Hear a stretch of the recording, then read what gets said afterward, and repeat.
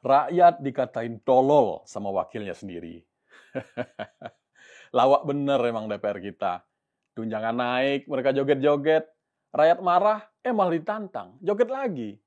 Rakyat ngamuk, teriak bubarkan DPR, malah balik dikatain tolol. Kalau rakyatnya tolol, berarti wakil rakyat itu wakil rakyat tolol dong. Astaga. Tapi ya, kalau mau serius, membubarkan DPR itu memang absurd. Secara teori politik, DPR itu pilar demokrasi. Tanpa DPR, trias politika pincang. Itu kata buku teks. Tapi kalau rakyat udah muak, ya jangan dikatain tolol juga dong. Karena dalam demokrasi, kedaulatan itu milik rakyat. Dan kalau rakyat benar-benar menghendaki, jangankan bubarkan DPR, bubarkan negara pun bisa. Jadi, teriakan bubarkan DPR itu bukan sekedar emosi jalanan. Itu jeritan rakyat yang udah muak, udah capek, karena merasa dikhianati terlalu lama.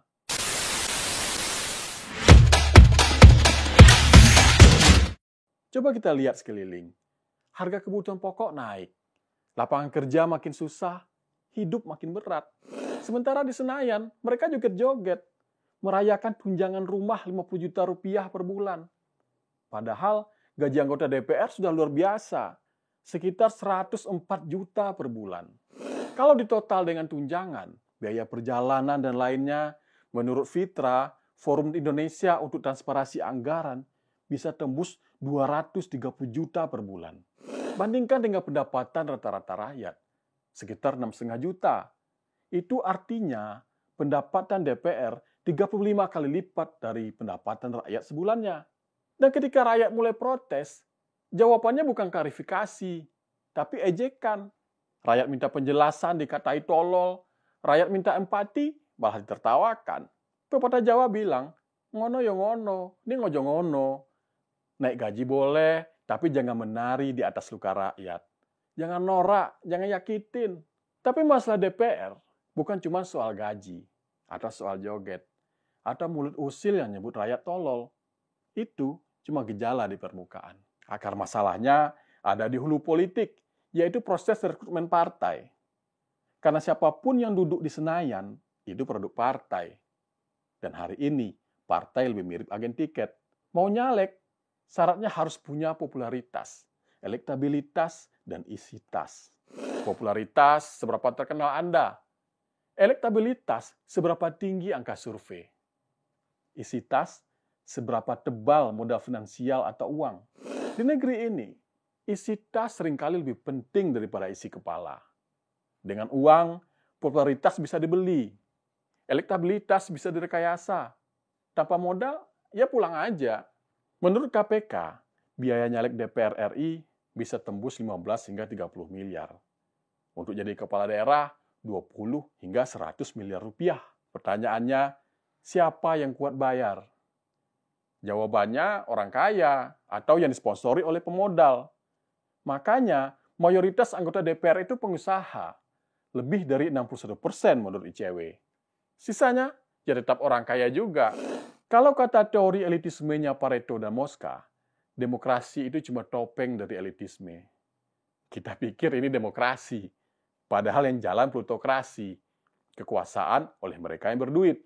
Dan jujur aja, rakyat juga ikut andil, karena masih banyak yang milih caleg karena amplop, bukan karena gagasan. Atau karena yang viral di medsos, bukan yang punya visi buat bangsa. Yang viral bukan yang vital, yang kaya bukan yang layak, yang sering tampil bukan yang mikir. Hasilnya, gedung DPR penuh dagelan. Kita yang kasih tiket, mereka yang panen hasil. Sekarang pertanyaannya, setelah mereka duduk di Senayan, masihkah mereka mendengar suara rakyat? Jawabannya nyaris tidak. Kenapa? Karena loyalitas mereka bukan ke rakyat, tapi ke partai. Partai yang bikin daftar caleg, partai yang ngatur arah fraksi, partai yang bisa PAW mereka kapan saja. Rakyat cuma punya kedaulatan 1 hari, waktu nyoblos di bilik suara. Setelah itu, ya udah diam dan nonton dari jauh. Contohnya bisa dilihat dari ucapan Bambang Pacul di video berikut ini. Pemirsa, gaduh soal Undang-Undang Perampasan Aset ini berawal dari pernyataan Mahfud MD di Komisi 3 DPR RI pada 29 Maret lalu yang dimentahkan Ketua Komisi 3 DPR Bambang Pacul yang mengatakan pembahasan Undang-Undang Perampasan Aset dan undang-undang lainnya terserah juragan yang dikonotasikan adalah pimpinan parpol. Gitu loh. Mungkin perampasan aset bisa, tapi harus bicara dengan para ketum partai dulu. Kalau di sini nggak bisa. Teori saya. Jadi permintaan jenengan langsung saya jawab. Bambang Pacul siap kalau diperintah. Mana perintah berani, Pak? Sama toh? Ayo. Itu contoh nyata dari teori Iron Law of Oligarchy dari Robert Michels. Bahwa organisasi besar, termasuk partai, pada akhirnya dikuasai oleh segelintir elit. Dan elit itu bukan rakyat, tapi ketua umum partai. Makanya, jangan berharap banyak. Kalau rakyat protes, suaranya kalah sama telunjuk ketua umum. Terus, apa nggak bisa dibenerin? Masa iya rakyat cuma bisa nonton doang? Jawabannya bisa. Tapi, harus dimulai dari hulu sistemnya. Pertama, biaya politik harus ditekan. Jangan sampai isi tas lebih penting dari isi kepala. Baliho dibatasi, lokasi ditentukan, debat publik wajib, biar yang dinilai isi kepala, bukan gimmick. Kedua, politik uang harus dimusnahkan, bukan sekedar dilarang, tapi benar-benar dikasih efek jerah. Kalau ada caleg bagi uang, harus langsung didiskualifikasi. Dan kalau ada rakyat yang berani lapor, dikasih penghargaan, bukan malah diancam. Ketiga, partai harus dipaksa transparan dan demokratis. Kalau semua keputusan ada di ketua umum, ya hasilnya oligarki, bukan demokrasi. Tapi mari realistis. Apakah anggota DPR mau bikin aturan yang merugikan dirinya sendiri? Apakah partai mau mengurangi kuasa ketua umumnya? Apakah politisi yang duduk sekarang mau memangkas biaya politik? Padahal justru itu modal kemenangan mereka. Jawabannya nyaris mustahil. Semustahil menunggu cicak berubah jadi naga. Karena sistem yang sekarang terlalu nyaman buat mereka. Jadi, kalau rakyat teriak bubarkan DPR, itu bukan anti-demokrasi. Tapi karena demokrasi yang sekarang berjalan, udah nggak lagi berpihak kepada rakyat. Dan kalau ada yang bilang rakyat tolol, mungkin ada benarnya juga. Karena teriakan bubarkan DPR memang kedengaran gila.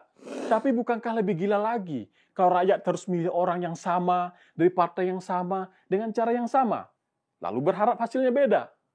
Kita marah ke DPR, padahal tiket duduk mereka kita yang kasih. Kita dikatain tolol, padahal yang nganterin mereka ke kursi empuk itu juga kita. Jadi mungkin pertanyaannya bukan lagi apakah bubarkan DPR, tapi lebih getir dari itu. Kenapa kita terus memilih mereka, padahal mereka tidak akan pernah berubah? Saya Beni Inatullah, sampai jumpa.